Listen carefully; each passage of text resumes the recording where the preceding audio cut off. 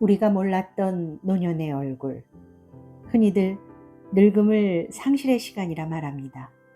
젊음을 잃고 기력을 잃고 세상에서의 쓸모를 잃어가는 과정이라고 말이죠. 하지만 김훈 작가는 이 책의 서문에서 전혀 다른 이야기를 꺼냅니다. 그는 늙음이야말로 인생에서 처음으로 맞이하는 진정한 자유라고 고백합니다. 무거운 짐을 다 내려놓고 비로소 가벼워진 몸으로 마주하는 늙기의 즐거움, 그 담담한 통찰을 전해드립니다. 자, 그럼 허송세월 책 속으로 들어가 보겠습니다.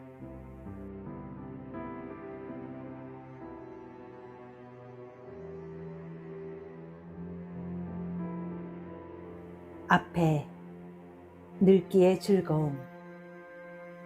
핸드폰에 부고가 찍히면 죽음은 배달 상품처럼 눈앞에 와 있다. 액정화면 속에서 죽음은 몇 줄의 정보로 변해 있다. 무한 공간을 날아온 이 정보는 발신과 수신 사이에 시차가 없다.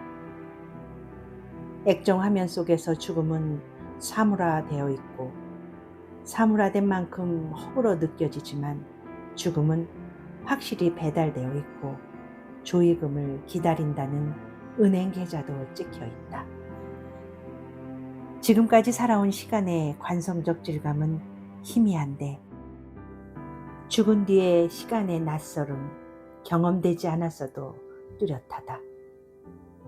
이 낯선 시간이 평안하기를 바라지만 평안이나 불안 같은 심정적 세계를 일체 떠난 정막이라면 더욱 좋을 터이다. 생각이 거기에 미치면 부고는 그다지 두렵지 않다. 내가 살아서 읽은 책 몇 권이 나의 마음과 함께 물어 돌아가고 내가 쓴 글 몇 줄이 세월에 풍화되어 먼지로 흩어지고 살았을 때 나를 들뜨게 했던 어수선한 것들이 애초부터 없었던 것처럼 적막해지는 사태가 좋거나 나쁜 일이 아니고 다만 고요하기를 나는 바란다.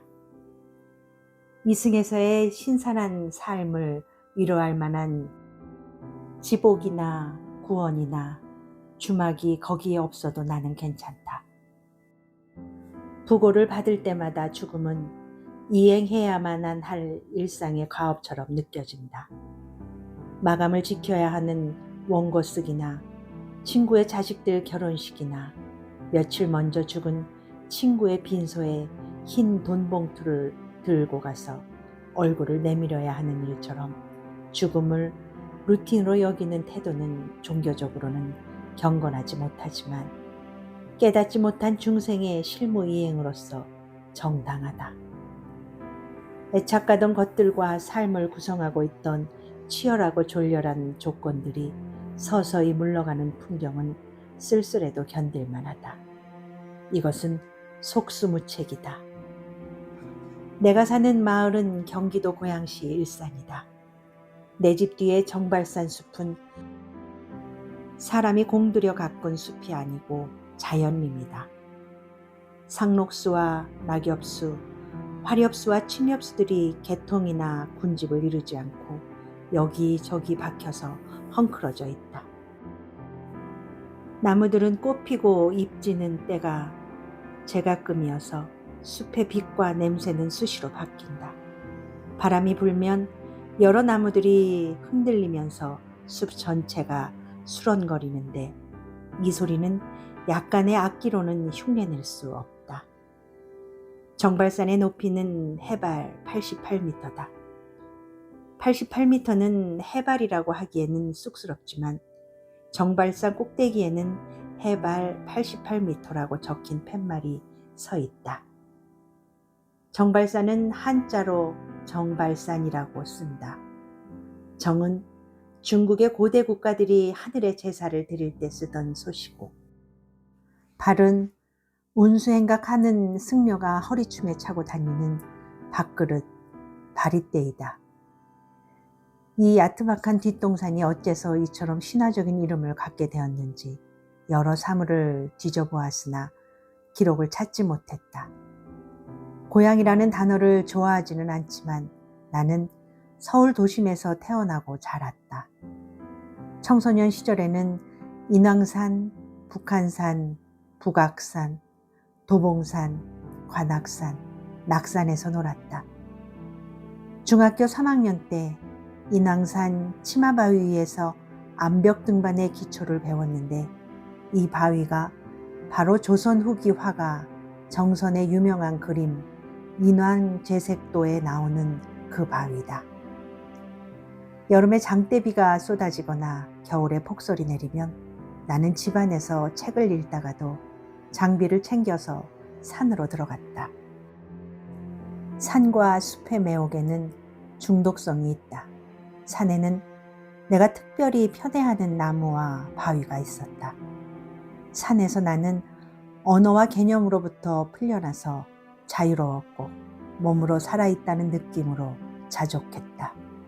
나는 이 자유의 느낌에 의지해서 속세를 헤쳐나갈 수 있었다. 나는 이제 높은 산에는 오르지 못한다. 북한산 언저리에서 백운대, 인수봉, 망경대, 문수봉 같은 높은 봉우리들을 올려다보면서 둘레길을 걷다가 돌아온다. 산꼭대기에는 세상이 내려다 보이고 둘레길에서는 산봉우리가 올려다 보인다. 올려다 보거나 내려다 보거나 시선의 방향은 반대지만 어느 쪽에도 착시 현상은 있을 것이다. 내려다 볼 때는 땅이 넓어 보이고 올려다 볼 때는 하늘이 넓어 보인다. 내려다 볼 때는 먼 것이 가까워 보이고 올려다 볼 때는 가까운 것이 멀어 보인다. 내려다 볼 때는 눈 아래로 많은 봉우리들이 나를 향해 밀려오는 듯 싶지만 올려다 볼 때 봉우리들은 첩첩 능선의 뒤쪽으로 사라져 간다. 젊었을 때 산꼭대기에 올라가서 세상을 내려다 볼 때 나는 세상 속으로 내려가고 싶었고 산 밑에서 산봉우리를 올려다 볼 때는 높은 곳으로 올라가고 싶었다. 지금은 이쪽 저쪽에 마음을 뺏기지 않고 둘레길을 조금 걷다가 마을버스 타고 마을로 돌아온다. 동양의 산수화는 먼 산과 가까운 산, 높은 봉우리와 낮은 마을을 동일한 화폭에 배치한다. 이런 구도는 서양인의 원근법에는 맞지 않지만 세상을 바라보는 시선의 여러 각도들이 서로 겹치고 스미면서 육안에는 보이지 않는 풍경을 화폭에 들어앉힌다. 대체로 이런 화폭 속에서는 우뚝한 산은 화폭의 맨 위나 맨 가장자리에 자리 잡고 산 아래로 무진한 강산이 펼쳐지는데 농가 밭, 초가집, 정자로 표현되는 인간의 마을은 화면의 아래쪽에 숨기듯이 배치되어 있다.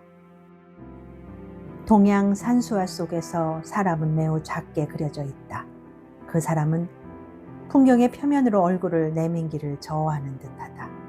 그 사람은 풍경의 핵심부가 아니고 풍경의 주인 노릇을 하지 않지만 위 화폭은 애초부터 핵심부를 고정해 놓고 있지 않다. 화폭 속의 사람은 심부름하는 아이를 데리고 다니는 선비이거나 지게를 지고 소를 몰아가는 농부이다. 화폭 속의 사람은 등 굽은 노인이고 동행 없이 혼자서 가고 있다. 대체로 동양 산수화 속의 사람은 세상을 향해서 밖으로 나가지 않고 논두렁길, 밭두렁길을 걸어서 집으로 돌아가는데 그 너머로 넓은 강산이 펼쳐져 있다. 이 무한 강산은 공간으로서 고정되지 않고 시간 속에서 시간과 더불어 흘러가는 강산이다. 겹쳐지는 시선들이 이 운동성을 표현해낸다. 그래서 동양 산수화 속의 산은 멀리서 흔들려 보인다. 오래 쓰던 등산 장비를 후배들에게 모두 나누어 주고 나니까 날이 저문 것을 알았다. 산에 올라가기보다는 산수화를 들여다보는 편이 더 한가치고 아끼던 장비도 애착이 가지 않는다. 장비를 받아가는 후배도 나의 늙은이 행세가 민망했던지 고맙다는 말도 제대로 못하고 우물쭈물했다. 선배, 물건이 아직도 멀쩡한데 좀 더 쓰시죠. 멀쩡하니까 주는 거다. 물건이 문제가 아니야. 벌써 산을 끊으려는 것입니까? 끊는 게 아니야. 저절로 그렇게 되는군. 저절로요? 그래. 저절로 끊기 전에 저절로 물러서게 되니 좋은 일이지. 너도 며칠 지나면 나처럼 되는 거야. 며칠요? 그래, 며칠이지.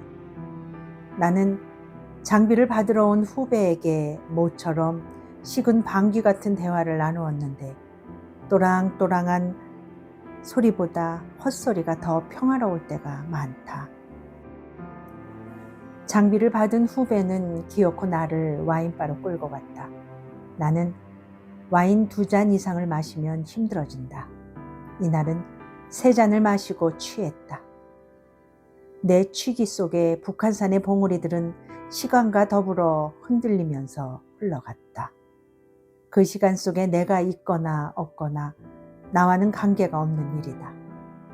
거기에 내가 없어도 나는 괜찮다. 이날 나는 모처럼 취했다. 나는 50년 넘게 술을 마셔왔지만 와인은 별로 좋아하지 않는다. 프랑스 사람들은 와인을 마시면서 술 맛을 놓고 무겁다, 가볍다, 어리다, 늙었다, 젊다, 들떴다, 가라앉았다, 뒤뚱거린다, 흔들린다, 앞으로 쏠린다, 뒤로 쏠린다 라며 수다를 떤다고 하는데 나의 미각은 이처럼 섬세하게 진화되어 있지는 않다. 나는 와인을 마시면 몸과 마음이 혼곤해진다. 와인에는 현실과 부딪히는 술 맛의 저항감이 없다. 와인의 취기는 개통이 없다. 와인의 취기는 전방위에서 스벌거리면서 피어나서 스미듯이 다가와 내 마음을 차지한다. 와인은 현실을 서서히 지우면서 다가온다. 와인의 취기는 비논리적이고 두리뭉실하다. 이 취기는 마음속에 몽롱한 미로를 끝없이 펼쳐놓는데 그 미로를 따라가면서 마시다 보면 출구를 찾지 못한다. 와인의 맛은 로맨틱하고 그 취기의 근본은 목가적이다. 연애하는 젊은이들은 주로 와인을 마시는데 와인에 취하면 헛사랑을 고백하게 되기가 십상이다. 와인바에서 와인을 마시는 젊은 연인들을 보면 나는 기특하고 대견해서 술값을 대신 내주고 싶기도 하지만 와인의 취기에 실리는 그들의 사랑이 위태로워 보이기도 하다. 와인은 첫 잔에 입술을 댈 때 그 몽롱한 입구로 사람을 끌어당기지만 출구를 찾기가 어렵다. 와인이 마음속에 펼쳐놓은 미로를 따라서 멀리 갔다가 그 미로를 다시 거꾸로 거슬러 나오면서 깰 때는 술 깨는 시간조차도 몽롱하고 흐리멍텅하다. 와인의 입구는 로맨틱하지만 출구는 멀고 힘든데 들어갈 때는 나갈 걱정을 하지 않는다. 막걸리는 생활의 술이다. 막걸리는 술과 밥의 중간쯤 되는 자리에 있다. 막걸리는 술을 밥 쪽으로 끌어당긴다. 젊어서 육군에 복무할 때 모내기 철이면 대민 지원을 나가서 농부의 일을 거들어 주었다. 그때 농부들과 함께 막걸리를 곁들여서 들밥을 먹었다. 막걸리는 밥을 술처럼 먹게 하고 술을 밥처럼 먹게 한다. 농부들은 막걸리를 숭늉처럼 마셨다. 막걸리를 마실 때는 기름진 안주도 필요 없고 풋고추를 된장에 찍어 먹으면 족하다. 막걸리의 텁텁함과 풋고추의 신선함이 입안에서 조화를 이룬다. 사람은 밥만 먹고는 살 수가 없고 술만 마시고도 살 수가 없는데 막걸리는 그 사이에서 어중간하다. 농부들 틈에 끼어서 풋고추를 안주로 막걸리를 마실 때 나는 오래된 농경사회의 평화를 느꼈다. 비논리적이라는 점에서 막걸리와 와인은 같은 계층이지만 막걸리는 생활적이고 와인은 몽환적이다. 인간에게는 그 양쪽이 모두 필요하다. 나는 막걸리를 즐겨 마시지는 않는다. 나는 막걸리와 밥이 겹치는 대목의 정서를 좋아하지 않는다. 막걸리는 텁텁하다.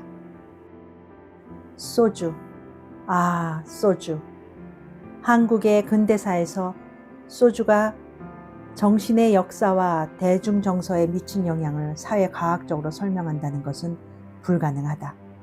그 가공할 소비량에도 불구하고 소주는 아무런 아우라를 갖지 않는다.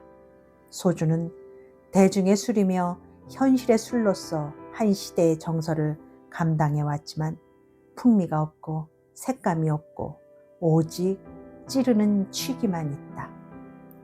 소주는 아귀다툼하고 희로애락하고 생로병사하는 이 아수라의 술이다. 소주는 인간의 기쁨과 슬픔, 소망과 좌절을 멀리 밀쳐내고 또 가까이 끌어당겨서 해소하고 증폭시키면서 모두 두통으로 바꾸어 놓는다. 소주는 생활의 배설구였고 종말 처리장이었는데 나 역시 거기에 정서를 의탁해서 힘든 날들을 견디어왔다. 회사 동료들과 다투고 나서 화해하자고 마시는 술은 대개가 소주였는데 화해의 술자리에서 또 싸웠고 헤어져서 각자 마셨다.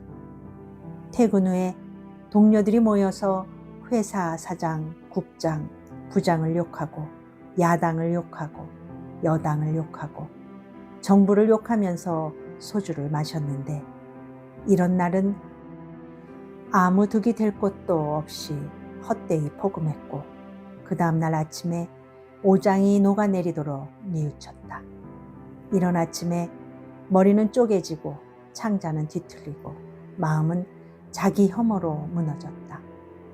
소주는 삶을 기어서 통과하는 중생의 술이다. 나는 소주를 많이 마시기는 했지만 소주의 쓰라린 세속성을 소화해내기는 어려웠다. 밥이 뜸들면서 솥이 조금씩 김을 뿜어내면 쌀의 향기가 집안에 퍼진다. 나는 이 향기를 맡으면 사케가 익어가는 일본의 먼 마을들이 생각난다. 가을에 누렇게 익은 벼들이 바람에 흔들리면서 쌀의 향기가 밀려올 때도 내 마음속에 사케 익어가는 술도가가 떠오른다. 논에서 익어가는 쌀의 냄새와 솥 속에서 익어가는 쌀의 냄새는 바탕은 같지만 갈래가 다르다. 논의 냄새는 거대하고 종합적이다. 가을의 논에서는 벼라는 품종 전체가 갖는 시원의 냄새가 파도처럼 밀려온다. 솥 속에서의 이 근원적 냄새는 그 바탕을 유지하면서 순화되고 인문화된다. 솥 속에서 쌀과 물을 알맞은 비율로 넣고 불을 떼서 밥을 만들어내는 조리법은 문명사의 위대한 전진이다. 솥뚜껑은 두껍고 또 무거워서 솥 안에 김을 가두어 넣는데 김은 쌀의 바탕을 훼손하지 않으면서도 그 형질을 인간의 몸과 마음에 맞도록 변형시킨다. 솥은 물질은 변화시키려는 인류의 오랜 소망에 봉사한다.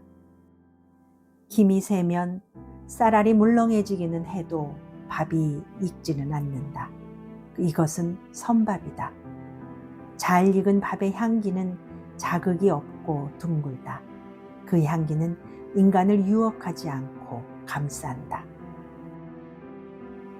사케의 맛은 쌀밥의 범위를 넘어서지는 않는다. 사케가 사람의 마음에 작동하는 방식은 논에서 익어가는 쌀이 아니라 밥솥에서 조금씩 새어나오는 김의 방식이다.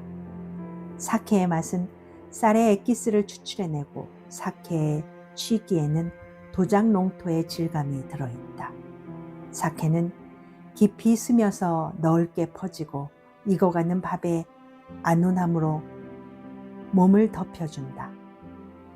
사케를 마실 때 나는 술이 나를 안아주는 느낌을 받는다.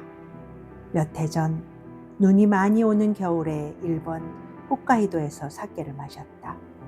눈이 키보다 높이 쌓였고 산간 마을들은 눈 밑으로 굴을 뚫어서 왕래하고 있었다.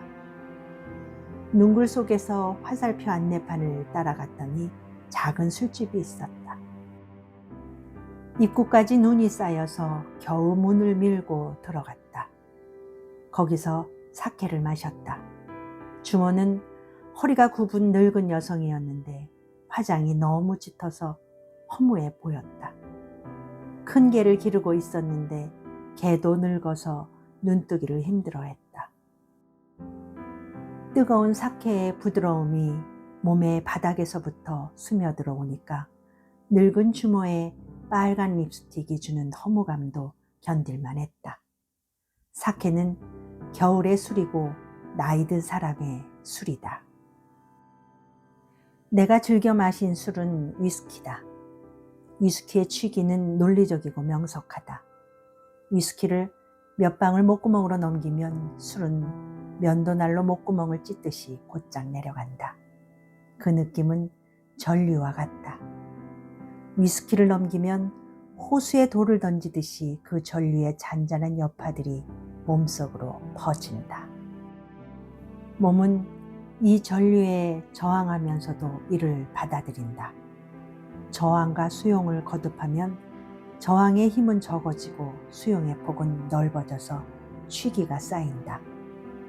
위스키의 취기는 이리저리 흩어져서 쏟아지지 않고 한계의 정점으로 수렴된다. 온 세상 사람들이 너도 나도 위스키를 마신다 해도 위스키는 공동체의 술이라기보다는 개인의 술이다. 위스키는 단독자를 정서의 정점으로 이끌고 간다. 그래서 위스키를 좋아하면 혼술을 자주 마시게 되고 알코올 중독자가 되기 쉽다.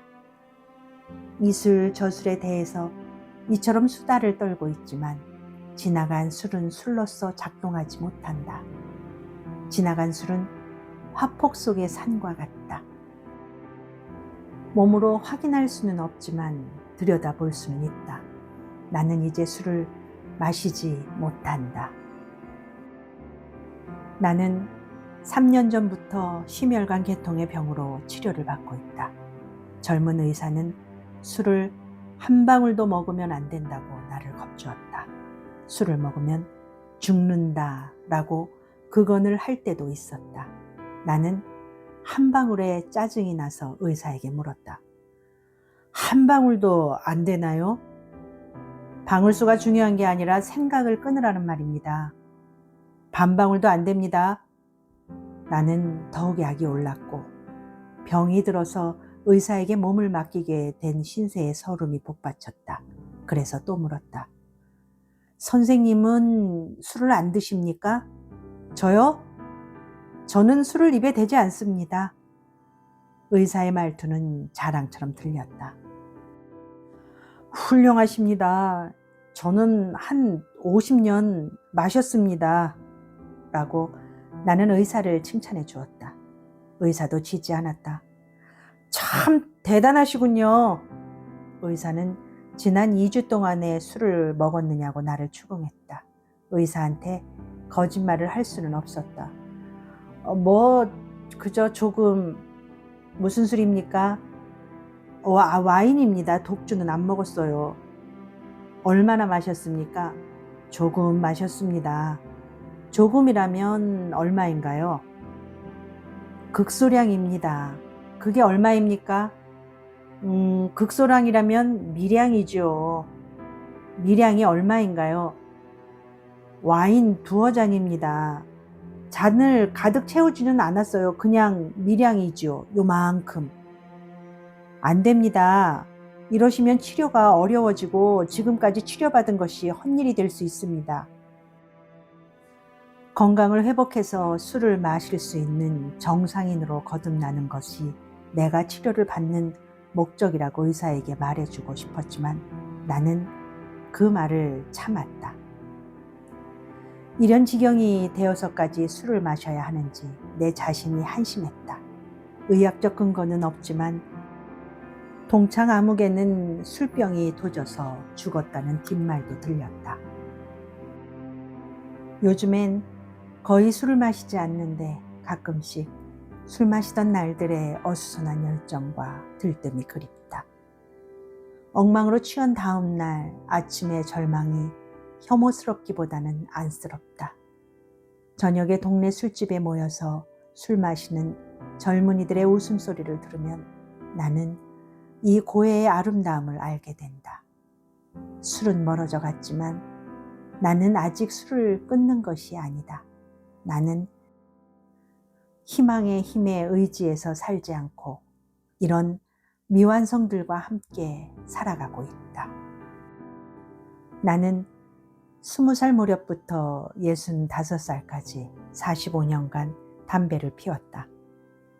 하루에 한 갑씩, 어떤 날은 2갑씩 기를 쓰고 피워댔다. 지금은 담배를 끊은 지 10년이 되어 오는데 꿈속에서는 가끔 피운다. 잠들기 전에 오늘 꿈속에서 한 대 피웠으면 좋겠다고 생각하는 날도 있다. 담배는 참으로 무서운 습관이다. 고등학교 때 장난삼아 배운 담배를 군대 가서 본격적으로 피우기 시작했다. 그때 군대에서는 담배를 피우는 사람이나 피우지 않는 사람이나 구별 없이 사흘에 한 갑씩 나누어 주었다.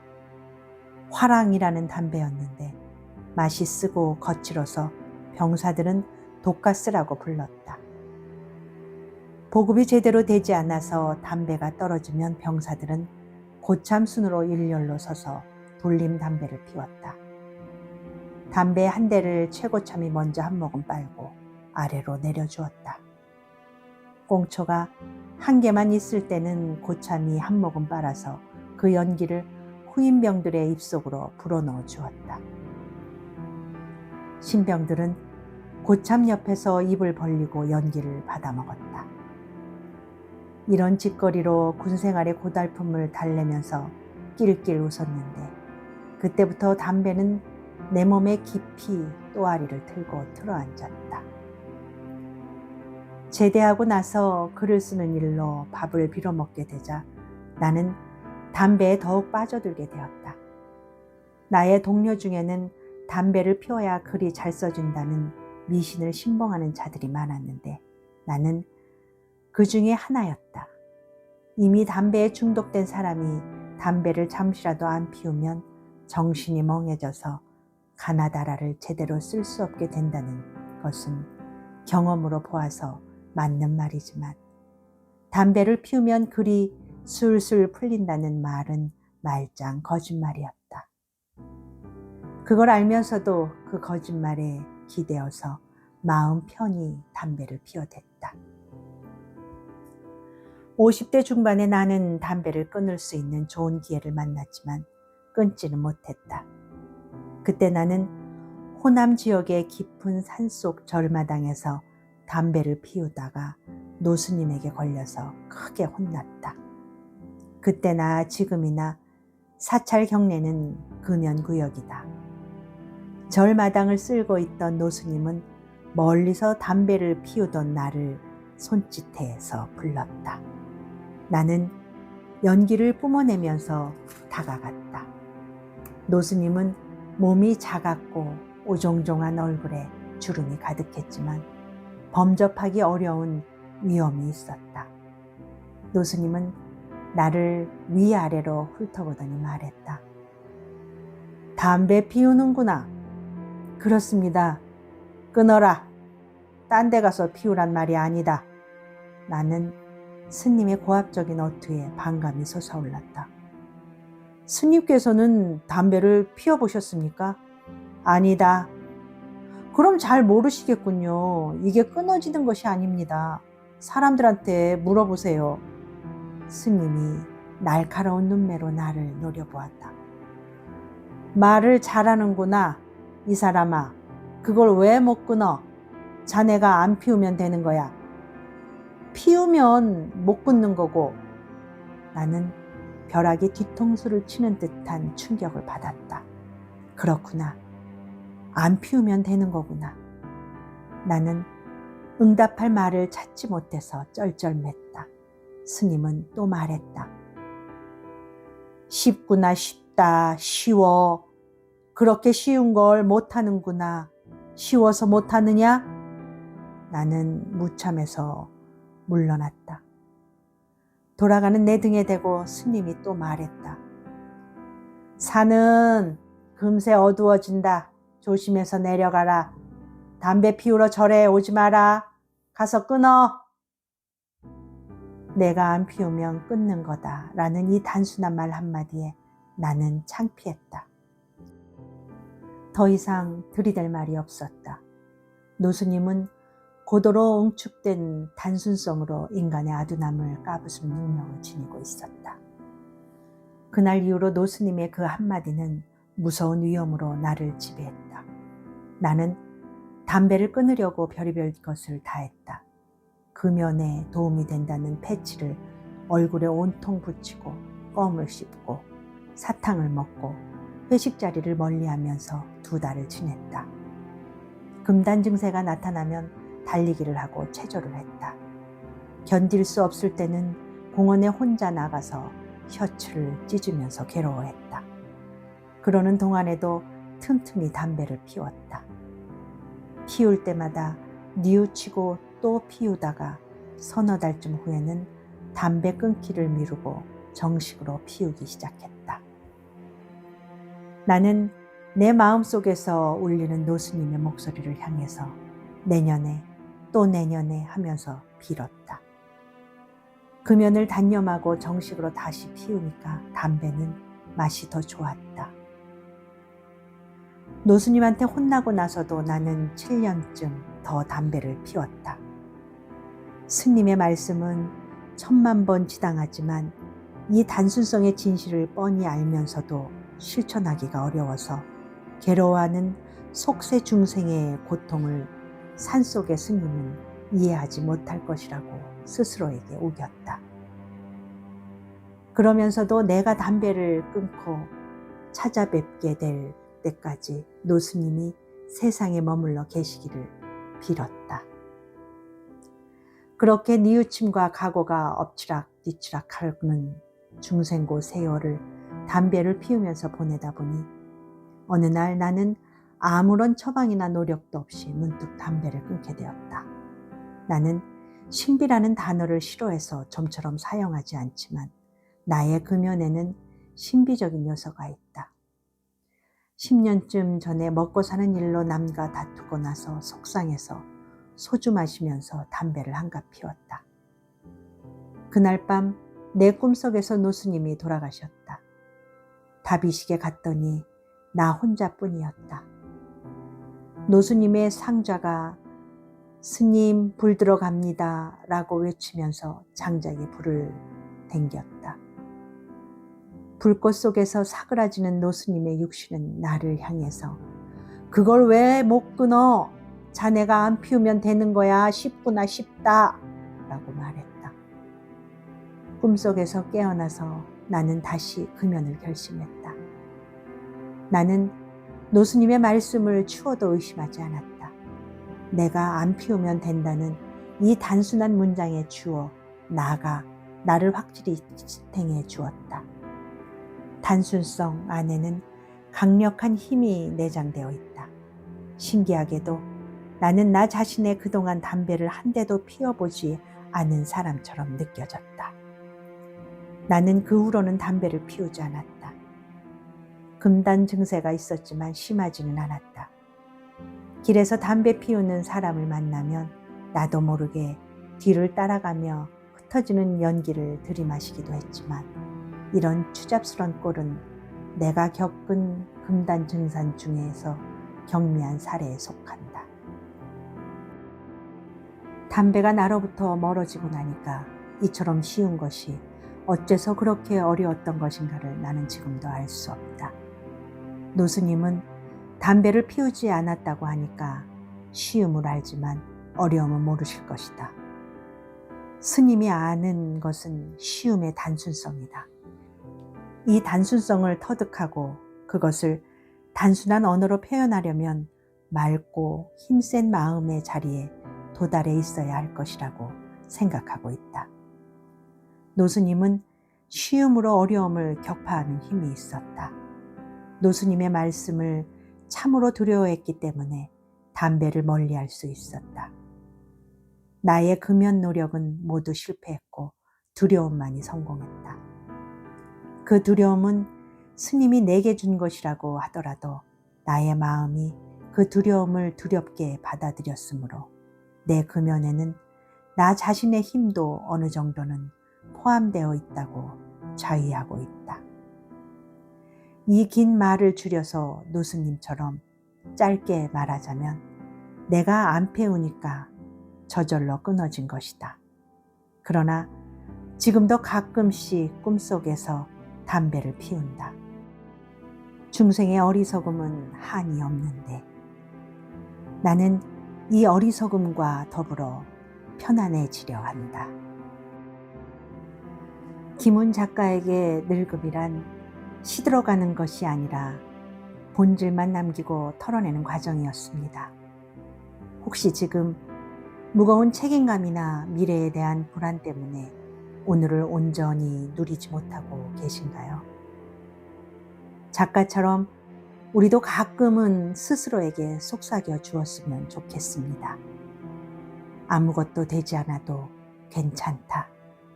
지금 이대로도 충분히 아름답다라고요.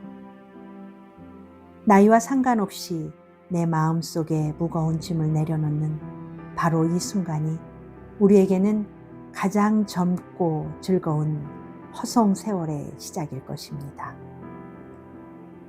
오늘도 당신의 평온한 시간을 응원합니다. 낭독이 좋았다면 마음을 남겨주세요. 감사합니다.